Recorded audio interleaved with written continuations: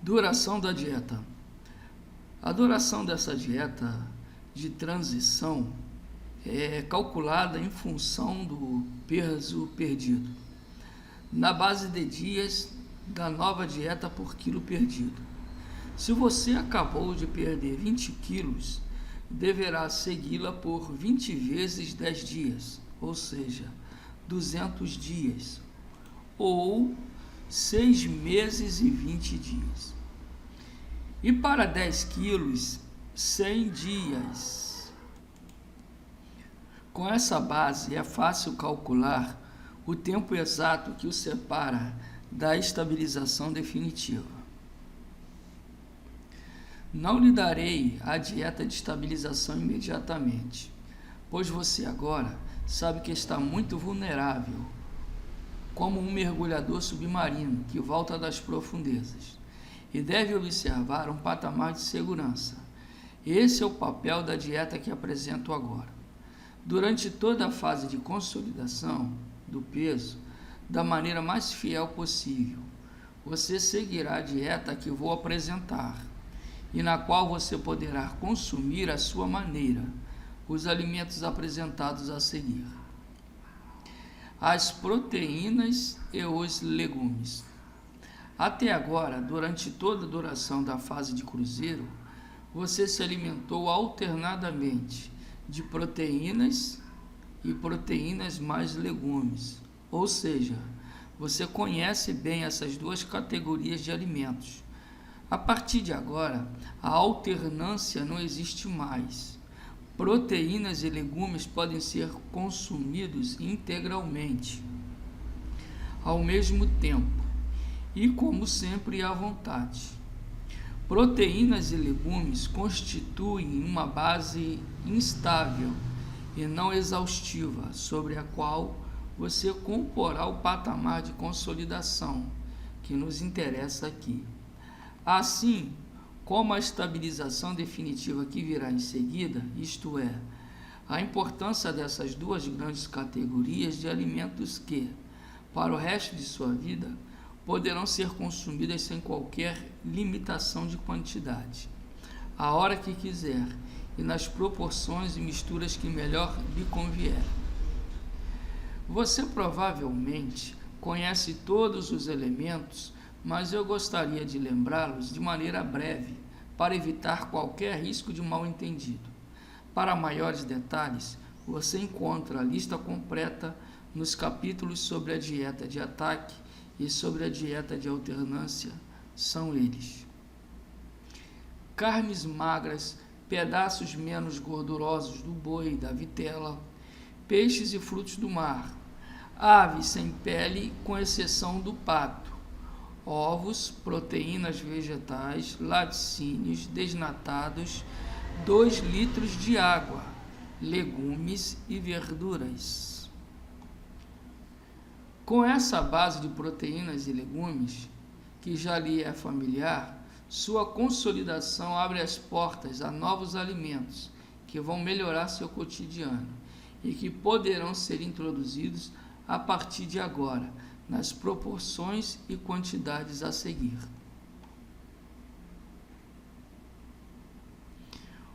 Uma porção de fruta por dia. Eis a oportunidade de falar sobre esse alimento, habitualmente considerado do tipo saudável. Isso é parcialmente verdade, na medida em que se trata de um alimento estritamente natural e desprovido de tóxicos. Além disso, é uma das melhores fontes conhecidas de vitamina C e caroteno. Mas essas duas vantagens são mitificadas por duas preocupações recentes da civilização ocidental: o gosto de um retorno incondicional ao natural e a crença nas virtudes mágicas das vitaminas. Ora, o que é natural não é sistematicamente benéfico, e as vitaminas não são tão indispensáveis quanto pretende uma certa moda importada dos Estados Unidos. Na realidade, as frutas representam um único alimento natural que contém o que os estudiosos do diabetes chamam de açúcares de assimilação rápida. Todos os outros alimentos que trazem as mesmas propriedades são alimentos concebidos e elaborados pelo homem. O mel, por exemplo, é um alimento oculto, é uma secreção animal, uma espécie de leite de crescimento, destinado unicamente às abelhas imaturas, do qual nos apropriamos pelo prazer de seu sabor. O açúcar refinado, o açúcar branco, não existe nessa forma na natureza. É um alimento artificial, extraído industrialmente da cana-de-açúcar ou quimicamente da beterraba. A própria fruta em estado selvagem é um alimento raro que foi, durante muito tempo, um simples ornamento de mesa, uma recompensa colorida e gratificante para o homem. Apenas seu cultivo intensivo e seletivo pode nos dar, hoje em dia, a ilusão de um fornecimento fácil. Enfim, a maioria das frutas muito doces, como a laranja, a banana e a manga, são alimentos importados de regiões muito distantes e exóticas, introduzidos recentemente em nossa alimentação, graças aos progressos dos meios de transporte, o que provavelmente explica as alergias às vezes graves, algumas mortais, a certas frutas exóticas, kiwi ou amendoim. Na verdade, a fruta não é o protótipo do alimento saudável e natural. Consumida em grandes quantidades, pode se revelar perigosa, especialmente para o diabético e para, como muitos de nós, pessoas habituadas a comer frutas fora das refeições. Com a dose de uma fruta por dia, todas são autorizadas, com exceção da banana, da uva, das cerejas e das frutas secas, nozes, avelãs, amendoins, amêndoas, pistaches ou castanhas de caju.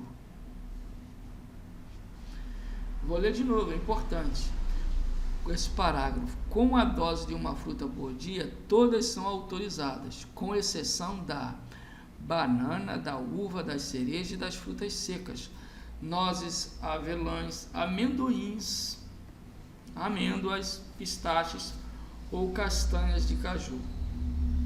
Não são autorizadas na fase de consolidação.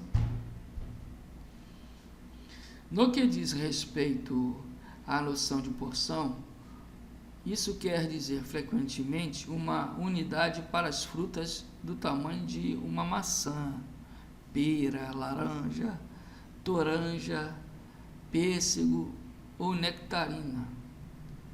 Para frutas de tamanho menor ou maior, a porção habitual é de um copo de morangos ou framboesas, uma fatia de melão ou meio melão pequeno, ou um belo pedaço de melancia, 2 kiwis, 2 abricóis, uma manga de tamanho pequeno ou meia manga grande. Todas essas frutas podem ser consumidas por você em uma porção por dia e não por refeição. Uma porção por dia e não por refeição. Contudo, se você quiser e seus gostos levarem-no a isso, saiba que as melhores frutas para a estabilização do peso são, para mim, classificadas por ordem de valor decrescente, na lista seguinte. Prioridade para a maçã, cuja riqueza em pectina faz dela uma fruta benéfica para a linha, o morango e a framboesa, pelo fraco valor calórico conjugado ao aspecto colorido e festivo, o melão e a melancia, por seu alto teor em água e seu fraco valor energético, com a condição de se ater à porção, a toranja e, por fim, o kiwi, o pêssego e a pera, a nectarina e a manga. 2 fatias de pão integral por dia, Se você for predisposto à sobrepeso, tenha o hábito de evitar pão branco. É um alimento desnaturado por seu modo de fabricação, amassado em uma farinha cujo trigo foi artificialmente separado da casca. O farelo. Essa separação facilita a obtenção de farinhas industriais, mas o pão branco que vem dela é um alimento muito refinado, estimulado, que penetra muito rápida e massivamente no sangue. O pão integral ou semi-integral, cujo gosto é tão agradável quanto, contém uma proporção natural de farelo. Esse farelo é um aliado de primeira ordem. Sua estrutura vegetal, sua armadura fibrosa, é suficientemente sólida para resistir ao poder de fogo da digestão. Por esse motivo, ele acelera o trânsito intestinal e cria no cólon uma tela de proteção entre a parede intestinal e os detritos perigosos que ali ficam estagnados e concentrados. Cuidado, não confunda o farelo do trigo e o de aveia, pois o farelo de trigo do pão integral é uma fibra insolúvel, enquanto o de aveia é altamente solúvel, que o faz inchar no estômago e distendê-lo até a saciedade. Ele consegue prender no intestino os nutrientes e suas calorias, levando-as consigo nas fezes. Por enquanto, nesse período que estamos atravessando, você ainda está em alta vigilância, pois nada ainda pode causar estragos. Contudo, chegando à fase de estabilização definitiva, você não precisará temer o pão, que poderá ser consumido normalmente, com a única condição de que seja integral, ou melhor ainda, enriquecido em farelo de trigo. A partir de agora, se você não for daqueles que gostam de pão no café da manhã, poderá passar um pouco de manteiga com pouca gordura em 2 fatias de pão integral. Você também poderá consumir as 2 fatias em um outro momento do dia, no almoço, como um sanduíche de carne crua ou presunto, ou à noite, com queijo, que é o próximo alimento a ser integrado na lista. Uma porção de queijo por dia. De que queijo se trata e em que quantidade é autorizado? Você tem direito, por enquanto, a todos os queijos de massa cozida, como o Bombel, o Gouda, um queijo holandês, o Tome de Savoie, o Mimolete amarelo, o Reblochon, o Comté e etc. Por enquanto, continue a evitar os queijos fermentados, como o Camembert, o Roquefort ou o de cabra. Quanto às quantidades, aconselho o equivalente a 40 gramas por dia. Não gosto muito da ideia de pesar alimentos, mas estamos em um período intermediário, feito para durar pouco tempo. E de qualquer forma, 40 gramas é uma porção padrão, que convém à maior parte dos apetites moderados. Escolha a refeição que quiser, almoço ou jantar, mas consuma uma única porção, uma única vez por dia. E quanto aos queijos afinados, com baixo teor de gordura, a maior parte deles é de má qualidade, e é difícil aconselhar esses alimentos que perderam grande parte de seu sabor. No entanto, há apenas apesar de seus 20% de gordura, que continua sendo um queijo autêntico. O Tome de Savoie, que até o início dos anos 1950 ainda era preparado com leite semidesnatado. Era a receita tradicional desse queijo das montanhas, receita modificada pelos imperativos do consumo, que aumentaram seu teor de gordura em até 40%. Por esse motivo, desde a volta da prudência com relação aos teores de gordura e a moda dos queijos moderados em gordura, o Tome imediatamente impôs-se como queijo que integra uma verdadeira tradição em sua preparação. Seus fabricantes puderam oferecer ao público uma larga gama de queijos com baixo teor em gordura, entre os quais os famosos 20% originais. Os de 30% são muito saborosos. E um de 10%, um verdadeiro milagre para o candidato ao emagrecimento. Esse queijo, surpreendentemente, é verdadeiramente saboroso, cremoso, mas resistente na boca, sem ser borrachudo, que permite realizar uma economia tanto em calorias quanto em ácidos graxos saturados, cuja ação nefasta para o coração e para os vasos já é conhecida. Seu único problema é a dificuldade em encontrá-lo, pois a demanda é baixa, uma vez que muitos consumidores consideram-no equivocadamente como um queijo de qualidade inferior. Se conseguir encontrá-lo, compre-o, prove-o e, se gostar, poderá consumir mais de 60 gramas por dia. Além disso, quando estiver em estabilização definitiva, pense nesse queijo mais desnatado, mais próximo da vitamina pura e que pode ser um grande recurso em termos de alimentos proteicos para beliscar, perfeito para os grandes apetites. Quanto aos queijos realmente afinados, verdadeiras obras de arte gustativas que fazem a reputação francesa, fique tranquilo, eles não lhe serão completamente proibidos. Tenha paciência e você terá uma boa surpresa no parágrafo sobre as refeições de gala. 2 porções de amido por semana. Até agora, os alimentos reintroduzidos eram autorizados cotidianamente, com os amigos e com as refeições de gala.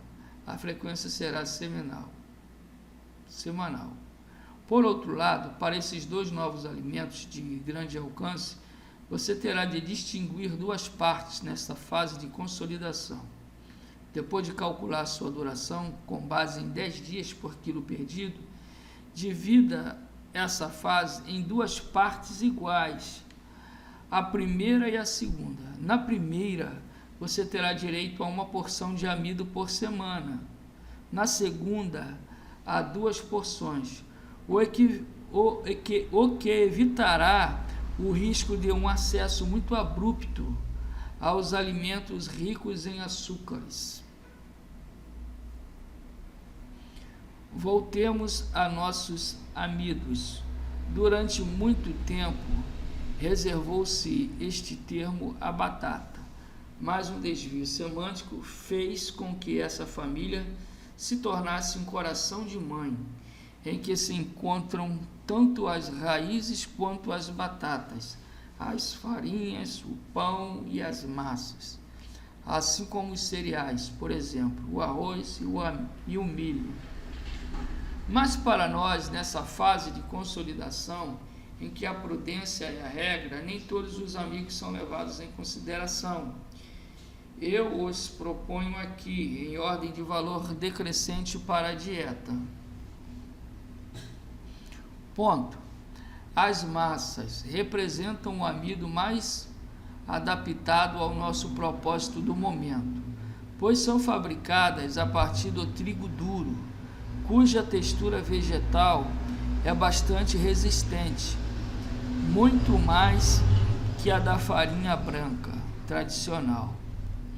Essa resistência física à desintegração torna a digestão e a absorção do açúcar mais lenta.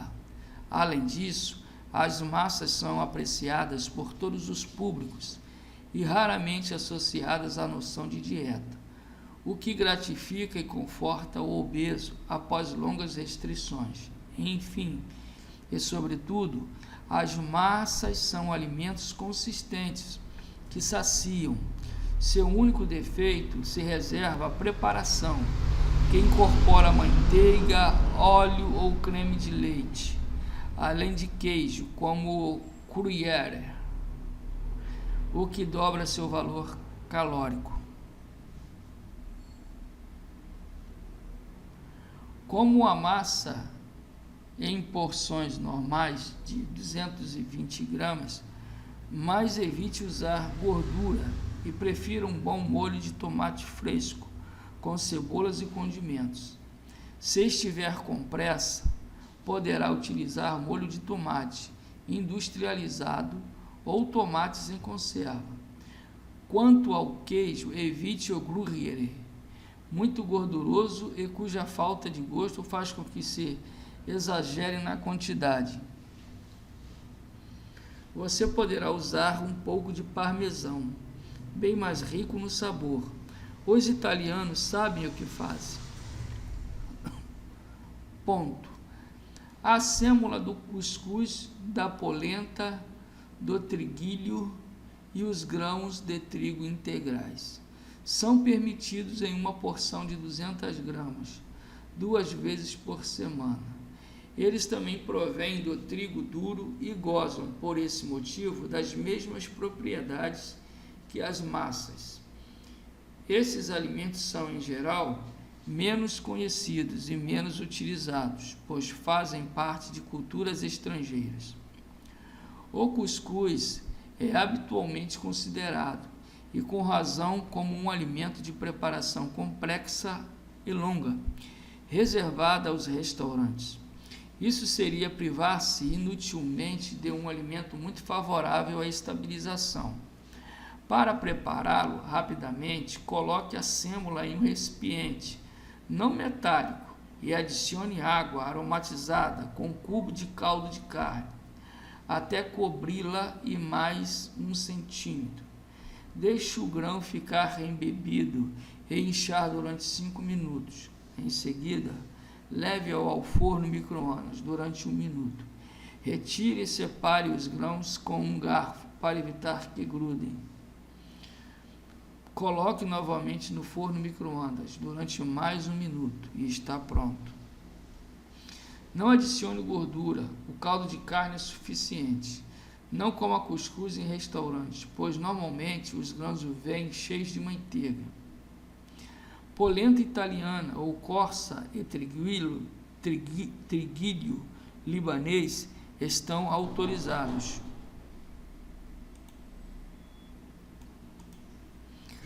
Polenta italiana ou corsa e triguilho libanês estão autorizados para 2 porções de preparações similares. Ponto. As lentilhas representam outro amido que se pode escolher, um dos açúcares mais lentos que existem.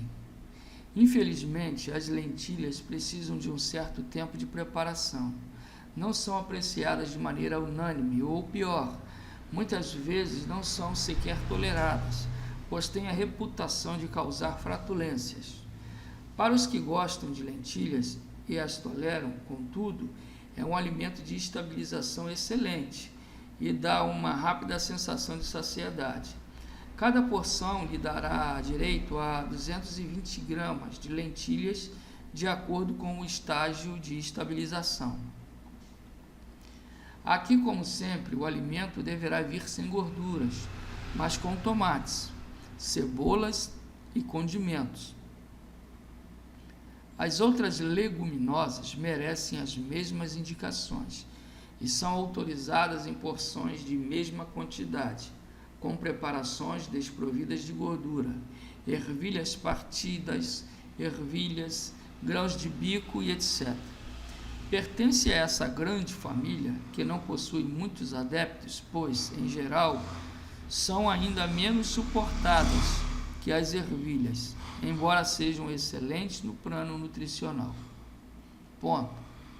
Arroz e batatas também são autorizados, mas, como você pode constatar, esses 2 amidos estão classificados no final da lista e devem, portanto, ser consumidos ocasionalmente e preteridos por aqueles que o precedem. O arroz deve ser consumido, de preferência integral, a não ser que você esteja em um restaurante japonês ou chinês e sem gordura. Escolha entre aqueles que têm sabor mais perfumado, como o basmati, o arroz selvagem ou arroz integral, de assimilação lenta por suas fibras. Cada porção deve ter 150 gramas de arroz branco ou 220 de arroz integral, pesados quando já cozidos. Quanto à batata, deve ser consumida com a casca, cozida em papelote, com papel alumínio, sem adição de gorduras. As batatas fritas, ou pior ainda, as batatas chips, são alguns dos raros casos em que aconselho o total abandono, pois não apenas são cheias de gordura e calorias, mas também são alimentos perigosos no plano de prevenção contra doenças cardiovasculares e câncer.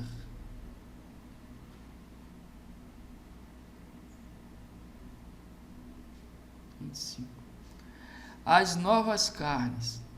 Até aqui você tinha direito às partes magras do boi e da vitela. A partir de agora você pode adicionar a perna de cordeiro, o assado de porco e também o presunto branco, sem precisão de frequência ou quantidade particular. Coma quando surgir a ocasião, de 1 a 2 vezes por semana. Ponto. A perna do cordeiro é o pedaço mais magro do cordeiro. Evite, no entanto, comer o primeiro pedaço cortado, a primeira fatia. E isto por 2 boas razões. A primeira é que a gordura em torno da perna não se destaca tão facilmente e aumenta bastante o teor de calorias do corte. A segunda é que, para que uma grande perna que pesa diversos quilos seja devidamente cozida, é preciso que a temperatura da superfície seja bastante elevada.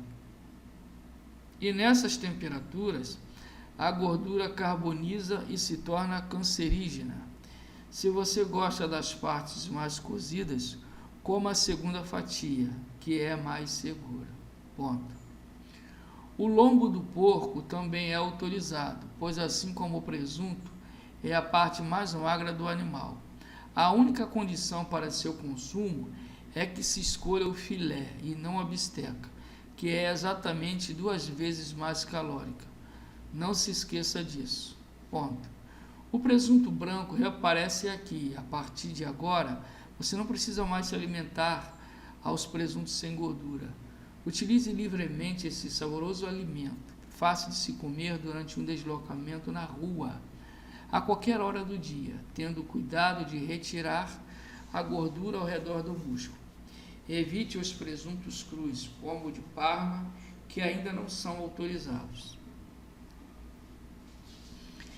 Essas são as categorias de alimentos que compõem a plataforma de sua dieta de transição. Lembre-se, e volto a correr o risco de me repetir, de que essa dieta não é, de forma alguma, definitiva, e menos ainda, emagrecedora. É uma dieta saudável e equilibrada, cujo único papel é o de ajudá-lo a atravessar um período tumultuado, ao longo do qual seu corpo está preocupado com a perda de peso, procurando qualquer meio necessário para ganhá-lo de volta. 10 dias por quilo perdido. Este é, em geral, o tempo de que o corpo precisa para fazer o luto dessa perda, voltar a se sentir seguro e aceitar esse novo peso que lhe está sendo imposto. Passado esse período, você terá de volta uma certa espontaneidade alimentar, 6 vezes por semana. É uma perspectiva que, espero, lhe dará coragem e a paciência necessárias. De qualquer forma, você sabe aonde vai e o tempo que levará para chegar onde quer. Mas isso não é tudo. Para fechar esse período de transição, ainda tem duas importantes novidades, uma boa e uma necessária. Começarei pela boa. 2 refeições de gala por semana. Como eu tinha dito sobre os amidos, durante a primeira metade da fase de consolidação, você tem direito a uma refeição de gala por semana, para passar a 2 a partir da segunda metade. Para evitar que você se engane, dou o exemplo. Você acaba de perder 10 quilos. Sua fase de consolidação deverá durar 100 dias. 10 vezes 10, 100.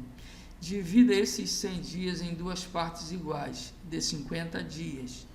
Nos primeiros 50 dias, você tem direito a um amido e a uma refeição de gala por semana. Nos 50 últimos, 2 amidos e 2 refeições de gala por semana.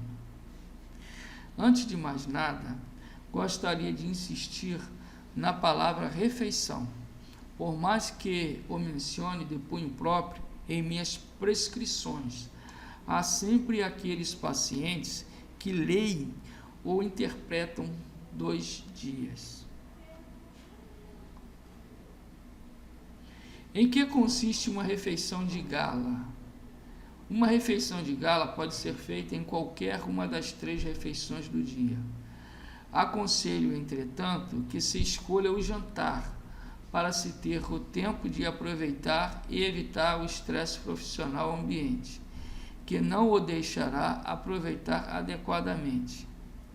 Gala significa festa, pois a cada uma dessas 2 refeições, você terá a possibilidade de consumir qualquer tipo de alimento, especialmente aqueles que mais lhe fizeram falta durante esse longo período de emagrecimento.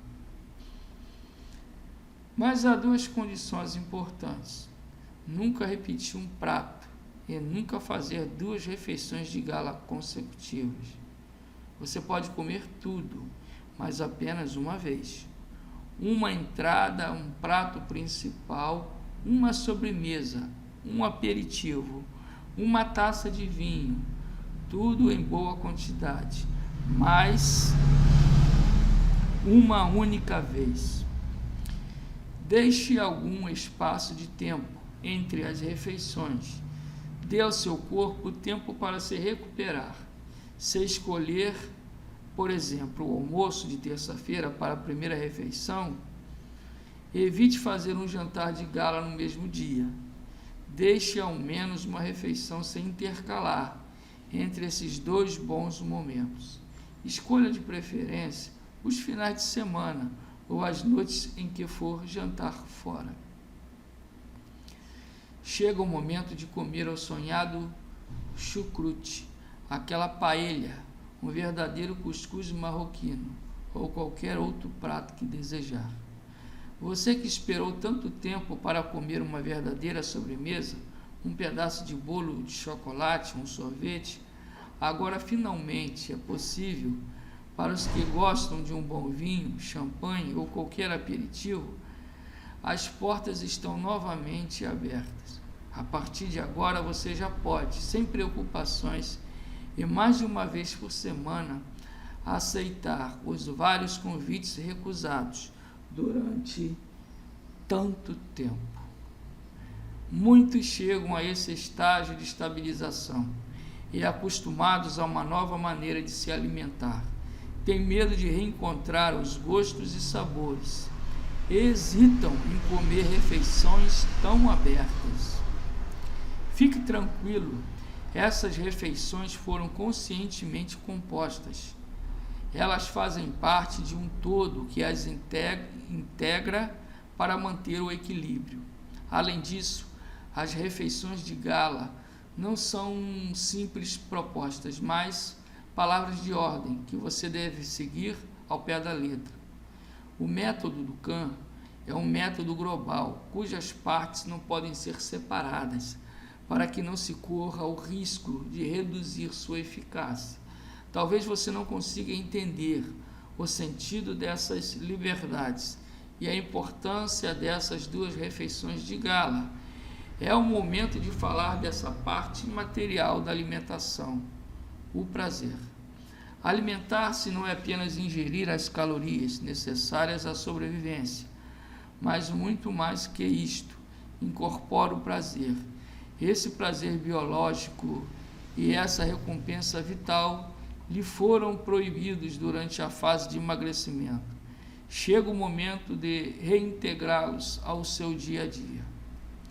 Já que estamos falando do prazer de comer, aproveito para lhe dar um conselho fundamental e indispensável a toda estabilização definitiva. Leve-o a sério. Quando você come, e principalmente se o que você come é saboroso e rico, pense no que come, concentre-se no que tem na boca e em cada parcela de sensações que o alimento lhe proporciona. Inúmeros estudos realizados por nutricionistas tendem, atualmente, a demonstrar o importante papel das sensações da boca para a elaboração da saciedade. Todas as sensações vêm do gosto, das mucosas, da língua. Cada movimento de mastigação e deglutição é percebido e analisado pelo hipotálamo, o centro cerebral responsável pela fome e pela saciedade. O acúmulo dessas sensações aumenta a capacidade sensorial, que intervém no acionamento da saciedade. Coma lentamente, concentrando toda a sua consciência no que tem na boca. Evite ingerir alimentos calóricos, vendo televisão ou lendo, pois assim a intensidade das sensações é reduzida, que chega ao seu cérebro pela metade. Os nutricionistas explicam desse modo a epidemia da obesidade infantil, que assolou os Estados Unidos, onde as crianças comem o dia inteiro diante da televisão e que depois de adultas continuam comendo a qualquer hora do dia. Aproveite sem medo esses 2 bons momentos que, acredite em mim, não custarão nada. No entanto, há 2 condições. A primeira é essencial. Esse momento de liberdade alimentar encontrado tem limites bem precisos no tempo. Por enquanto, apenas 1 e depois 2 refeições de gala por semana. Não respeitar esses limites pode levá-lo a sair do caminho que traçamos. É um perigo que não deve ser minimizado. Se você decidiu, por exemplo, escolher a terça-feira à noite para seu primeiro jantar de gala, é na quarta-feira de manhã que será traçado o futuro de sua estabilização. Tendo aberto uma grande porta, você teria a coragem de fechá-la? Você é daqueles que, uma vez em contato com uma nova liberdade, não conseguem não deixar de colocar um pouco de geleia em uma torrada já cheia de manteiga? Essas 2 refeições de gala são 2 pérolas no meio de sua monotonia alimentar, feitas para ajudá-lo a aguentar até que seu corpo aceite esse novo peso. Elas são parte integrante dessa dieta de transição que eu compus e a qual integrei tudo que estava ao meu alcance para oferecer a você. Passar dos limites arriscaria comprometer o edifício que você construiu tão pacientemente. Ponto. A segunda condição é óbvia. A refeição de gala tem por objetivo dar a você uma certa dose de prazer alimentar, não a oportunidade de se vingar. Aquele que toma essa liberdade como pretexto para se espanturrar não entendeu o meu método e corre o risco de maltratar seus órgãos de nutrição. A finalidade dessas 2 refeições é dar a você um certo equilíbrio. Devorar comida até passar mal ou beber até ficar bêbado seriam comportamentos profundamente desestabilizadores. E mesmo que você volte a comer normalmente no dia seguinte, Um comportamento sincopado arruinaria sua esperança de estabilização posterior. Além disso, se quiser um conselho simples, coma o que quiser, sirva-se com fartura, mas não se sirva duas vezes. Em casa ou na casa de amigos, faça como se tivesse ido ao restaurante, onde não se tem o costume de pedir mais de um mesmo prato. Um dia de proteínas puras por semana, quinta-feira. Agora você já possui todos os elementos que compõem a fase de consolidação. Você sabe como se alimentar durante esse período de tempo fácil de ser calculado e necessário para que seu corpo aceite o novo peso que lhe foi imposto. Ainda falta, no entanto, um elemento chave, indispensável à segurança dessa fase de estabilização. Uma alimentação assim, com 2 refeições de gala por semana, não pode, sozinha, garantir um perfeito controle do peso, nesse período altamente reativo. Por esse motivo, incluir como medida de segurança um dia inteiro da dieta de proteínas puras por semana, cuja extrema eficácia você já conhece.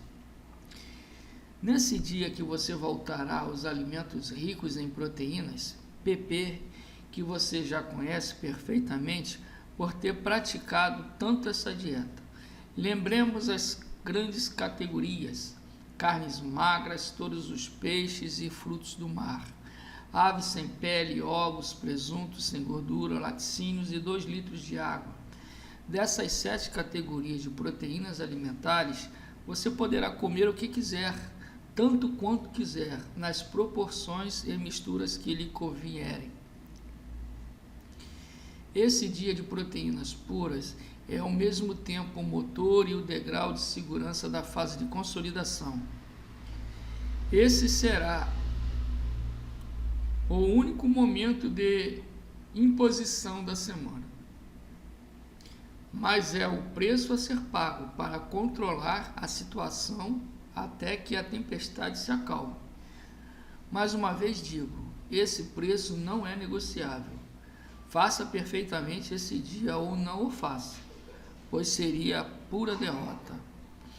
Além disso, respeite tanto quanto possível a escolha da quinta-feira como dia de dieta.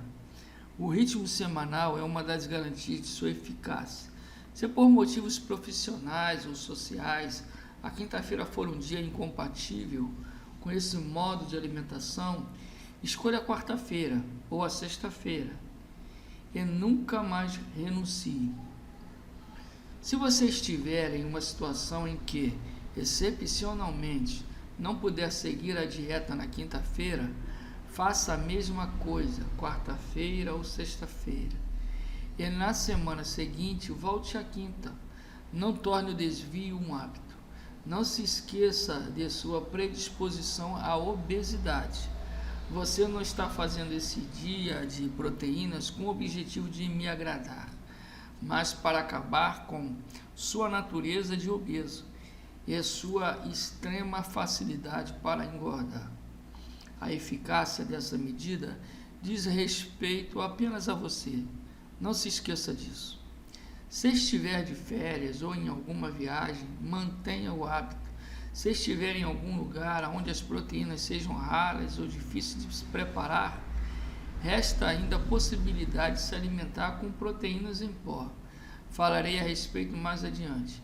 É um meio simples, embora pontual, de se manter a plena eficácia desse dia. Farelo de aveia. Ao longo da fase de consolidação, o farelo deve ser mantido com uma dose de 2 colheres de sopa por dia. Essas 2 colheres adicionam-se 2 fatias de pão.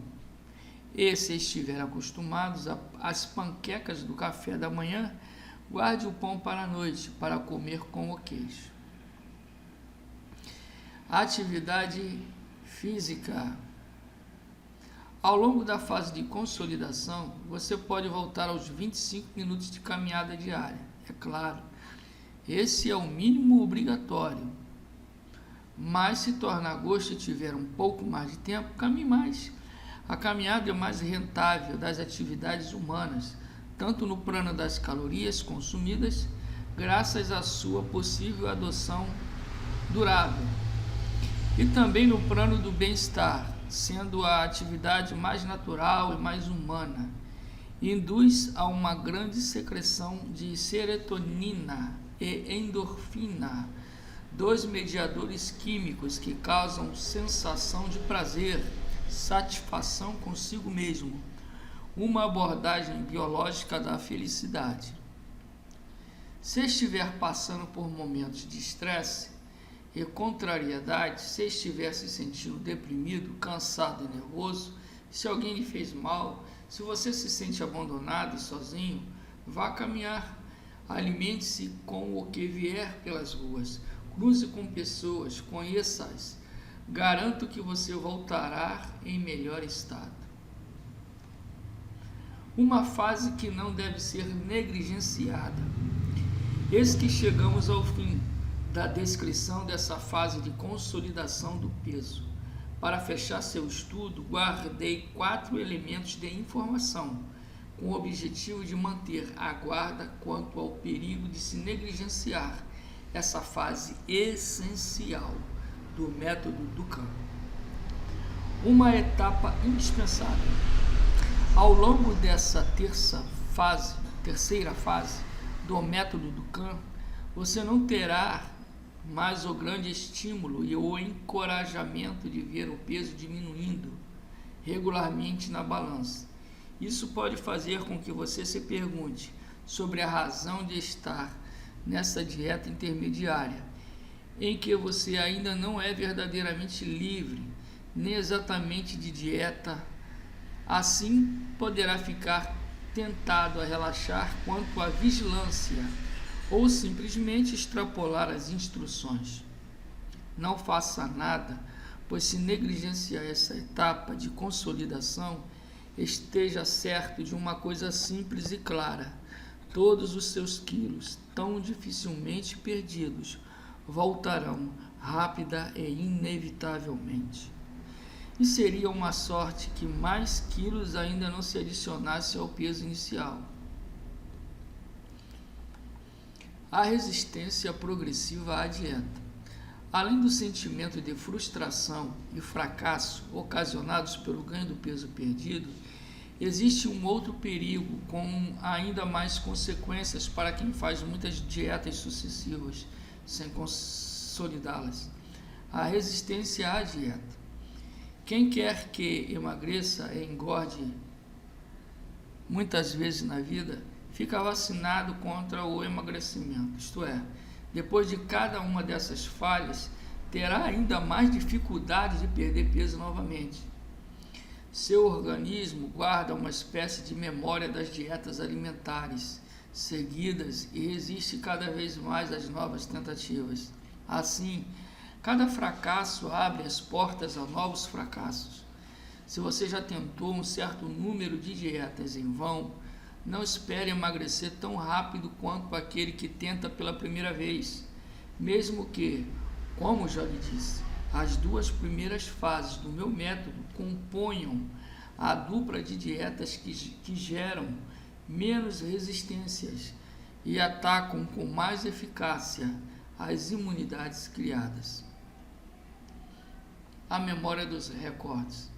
Por outro lado, a cada vez que seu corpo engorda e tem um novo recorde de peso, os mecanismos de regulação que tomam conta de sua fisiologia inscrevem em alguma parte dele a lembrança nostálgica desse peso máximo que seu corpo não vai parar de procurar.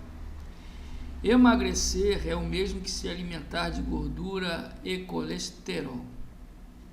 Enfim, esta é provavelmente a mais séria das consequências, pois a cada perda de peso seu organismo sofre uma agressão da qual poucos estão conscientes. A cada tentativa de emagrecimento, você consome suas gorduras de reserva, e quando perde 10 ou 20 quilos, é um pouco como se tivesse consumido 10 ou 20 quilos de manteiga ou banha. Ao longo do seu emagrecimento, grande quantidade de colesterol e triglicerídeos circula em seu sangue e em suas artérias. A cada contração de seu coração, esse sangue rico em gorduras tóxicas inunda suas artérias e engorda as paredes. Emagrecer é talvez de grande utilidade para seu bem-estar psíquico ou físico, e o risco que a circulação dessas gorduras representa é altamente compensado pelas vantagens que também vêm com o emagrecimento. Mas cuidado para não tentar emagrecer diversas vezes, principalmente quando se tratam de dietas imperfeitas, que você sabe que no fundo não tem chance de levar a um peso estável. Aquele que tenta em vão queimar suas gorduras 1 ou 2 vezes por ano se encontra cada vez na situação de um sujeito em sobrecarga de colesterol. Isso não é uma tentativa de intimidação, mas um alerta contra um perigo bastante real e pouco conhecido, tanto pelos pacientes quanto por muitos médicos. Por todos esses motivos, você que teve a sorte de emagrecer deve escolher a única atitude lógica: conservar o tão sonhado peso e passar, quando chegar o momento, a estabilização definitiva. Ficamos por aqui. No próximo vídeo vamos fazer um resumo recapitulativo da dieta de consolidação. Até o próximo vídeo.